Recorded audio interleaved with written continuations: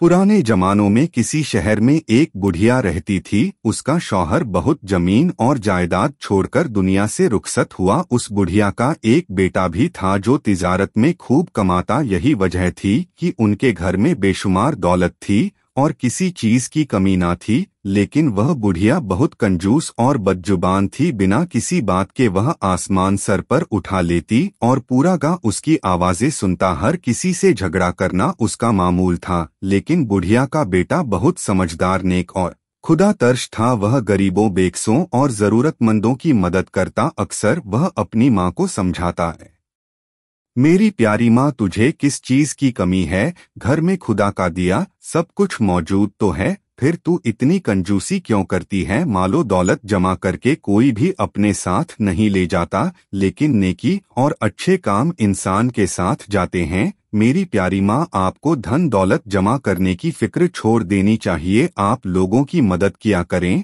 और किसी का दिल ना दुखाए। लेकिन बुढ़िया को अपने बेटे की यह बातें बहुत बुरी लगती। वह हमेशा कहती कि मेरा बेटा बहुत बेवकूफ और फजूल खर्च है, इसीलिए तो ऐसी बहकी बहकी बातें करता है। मैं कंजूसी कब करती हूँ? मैं तो बचत करती हूँ। अपने बेटे की तरह मैं लोगों में अपना पैसा नहीं लुटाती और ना ही इसे जाया करती हूँ। ऊंची आवाज में वह बुढ़िया यह भी कहती कि मैं बदजुबान कब हूँ? मैं तो हमेशा सच बात कहती हूँ। अब अगर सच बात कहने से किसी का दिल दुखता है तो दुखता रहे, क्योंकि सच तो कड़वा ही होता है। अपनी माँ का यह रवैया देखकर आखिर बेटे ने उसे कुछ समझाना ही छोड़ दिया। उसने सोचा कि माँ अपनी आदतें छोड़ने वाली नहीं, इसलिए उसका जो जी में आए वो करे। लेकिन फिर भी उसे इस बात की फिक्र रहती थी कि मेरी माँ गरीबों और नादर की मदद नहीं करती कि उनके साथ बदजुबानी करती है। कहीं आखिरत में मेरी माँ की पकड़ ना हो जाए। एक दिन उसे पता चला कि शहर में एक बुजुर्ग आए हैं।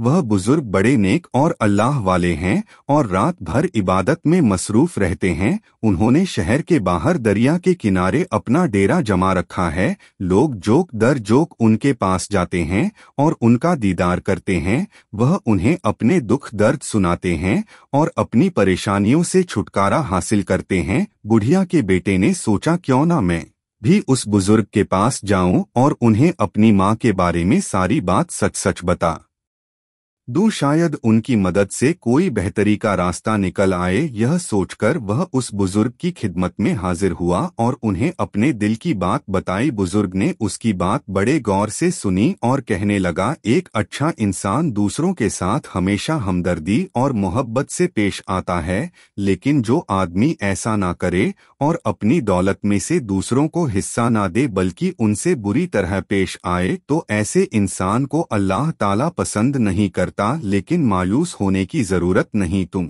यहाँ नेक इरादे से आए हो, इसलिए मैं पूरी कोशिश करूंगा कि तुम्हारी वालिदा कंजूसी और बदजुबानी जैसी बुराइयों से छुटकारा हासिल कर सके। बुढ़िया के बेटे को बुजुर्ग की इन बातों से बहुत उम्मीद मिली। वह उनका शुक्रिया अदा करते हुए अपने घर को वापस लौट आया। अगले रोज वह बुजुर्ग एक बूढ़े फकीर का भेष बदलकर बुढ़िया के घर के सामने पहुंच गए। उन्होंने जोर से सदा लगाई और बुढ़िया के घर का दरवाजा खटखटाने लगे, कोई है जो इस फकीर की मदद करे? जब बुढ़िया दरवाजे पर आई तो फकीर ने अपना कासा उसके सामने कर दिया और कहने लगा, ओ नेक माइदे खुदा के नाम पर। फकीर की यह बात सुनकर बुढ़िया तैश में आ गई और कहने लगी, खुदा तुझे गारत करे, खुद बूढ़ा खूसत है, कब्र में पैर लटकाए बैठा है और मुझे माई कहता है, तुझे शर्म नहीं आती? फकीर ने मुस्कुराकर कहा, अल्लाह तुम्हारी उम्र में बरकत दे, मुझसे गलती हुई जो तुम्हें माई कह बैठा। तुम तो वाकई मुझसे उम्र में छोटी हो, अब मुझे माफ कर और अपना दिल साफ कर ले। ए बेटी, खुदा के नाम पर मुझे कुछ मिल जाए। बुढ़िया एक मर्तबा फिर गुस्से से बोली, अरे मैं तुम्हारी बेटी काहे को होने लगी? अंधा तो नहीं भीख मंगा होकर मुझे बेटी कहता है?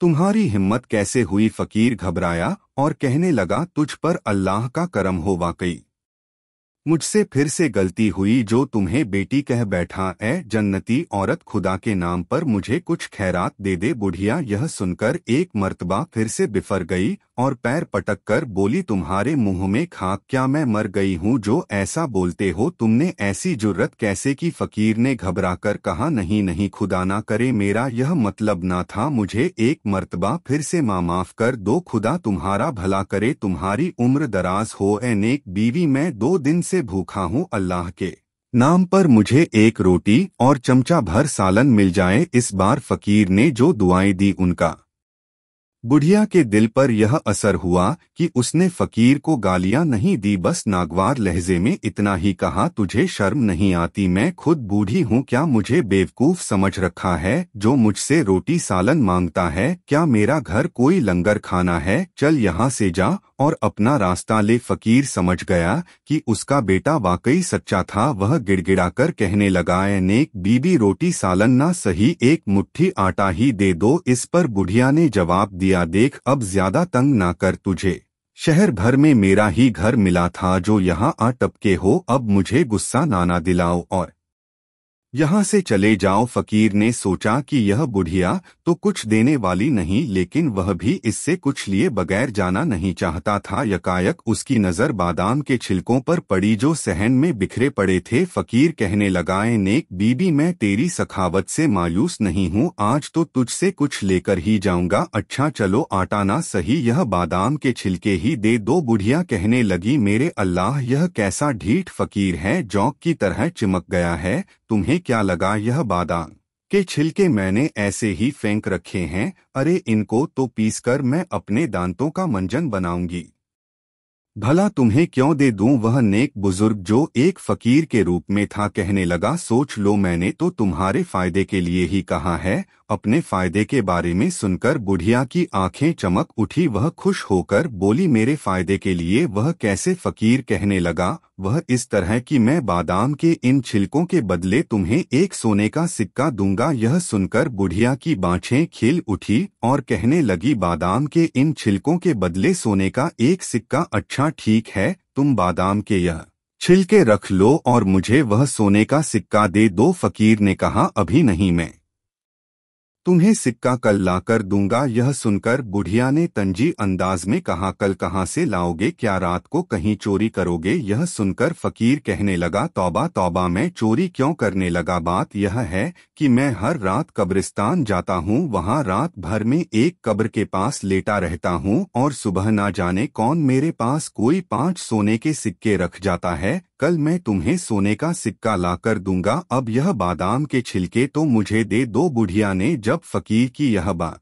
सुनी तो उसने बेताबी से पूछा, अच्छा अगर मैं भी कब्र के साथ रात गुजार तो क्या मुझे भी सोने के सिक्के मिलेंगे? फकीर ने कहा, क्यों नहीं, जरूर मिलेंगे। अच्छा अब यह बादाम के छिलके तो मुझे दे दो। बुढ़िया ने आगे बढ़कर बादाम के छिलके उठाए और फकीर को दे दिए और कहने लगी, लो बाबा, खुदा ने मुझे इतना बड़ा दिल दिया है, मुझसे तो किसी की जरूरत देखी नहीं जाती। अब फकीर ने बुढ़िया को याद दिलाया, लेकिन तुम तो कुछ देर पहले इन छिलकों का मंजन बनाना चाहती थी। बुढ़िया ने अपने पोपे मुंह से मुस्कुराते हुए कहा, मंजन बनाकर मैं क्या करूंगी, मेरे मुंह में तो दांत ही नहीं। अब फकीर ने उससे बादाम के छिलके लेते हुए कहा, मैं कल सुबह आकर तुम्हें एक सोने का सिक्का दे दूंगा। बुढ़िया झट से कहने लगी, नहीं नहीं, सिक्का देने की कोई जरूरत नहीं, अल्लाह के नाम पर जो चीज दे दी जाए उसकी कीमत मैं नहीं लेती। बस तुम इतना करना कि आज कब्रिस्तान ना जाना, तुम्हारी जगह आज मैं वहां जाऊंगी। फकीर ने भी उसकी बात मान ली और दुआएं देता हुआ वहां से चला गया। बुढ़िया के दिल में अब लड्डू फूट रहे थे।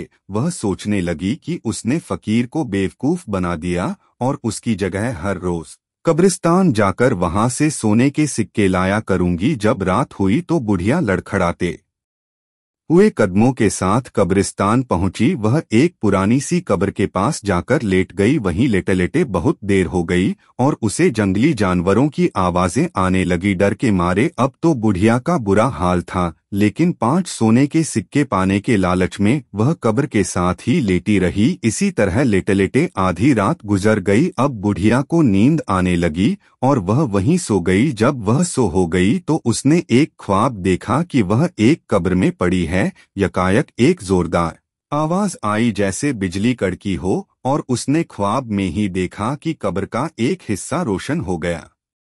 उसी रोशनी में अचानक एक आदमी नमूद हुआ जिसकी आंखें लाल और चेहरा गुस्से से भरा था, ऐसा चेहरा जिसको देखकर खौफ आए। बुढ़िया यह मंजर देखकर खौफ से थरथर कांपने लगी। वो आदमी उसकी तरफ बढ़ते हुए गर्जदार आवाज में बोला, तुमने कंजूसी और लालच के चक्कर में पड़कर कभी किसी के साथ भलाई या नेकी नहीं की, तुमने कभी किसी की मदद नहीं की, बल्कि तुम तो अपनी जुबान से लोगों के दिल दुखाती थी। इसके बदले अब तुम्हें हमेशा कब्र का अजाब सहना होगा।